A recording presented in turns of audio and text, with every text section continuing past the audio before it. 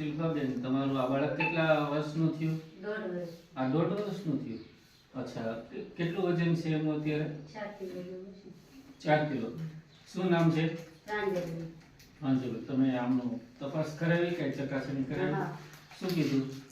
તો એમ કીધું કે હાથે બધું જમવામાં છે એટલે હવે નથી.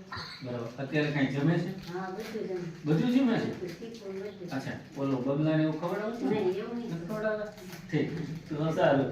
એટલે એમ ઈ તો 10 પેકેટ બાળકોને હા, આપીએ એ છે ને, એ બબલાને એવું નહીં ખવડાવવાનું.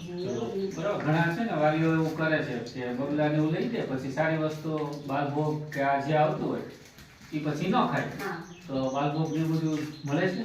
હા, મળે. આ પેલું બાળક છે ને, તને મજા આવે છે ને બબલું ખાવાનું?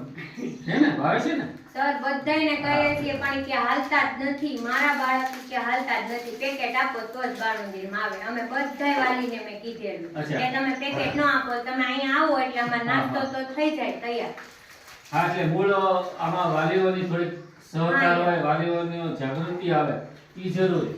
તમે તો અહીંયા માનો કે 3 કલાક કે 4 કલાક હોય, પછી તો બાળક ઘરે હોય, તો માનો કે આ બાળક જો બબલો લઈને આવે, આ રીતના બબલા લઈને આવે, તો આવું ખાય તો સારી વસ્તુ ખાવા જ નથી. પૌષ્ટિક આહાર લેવાના નથી.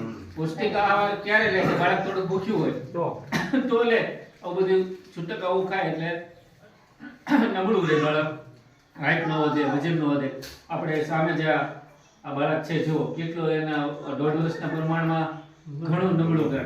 એમનું વજન આપણે જોયું હતું કેટલું હતું છેલ્લે બેન? જોયું? 3 કિલો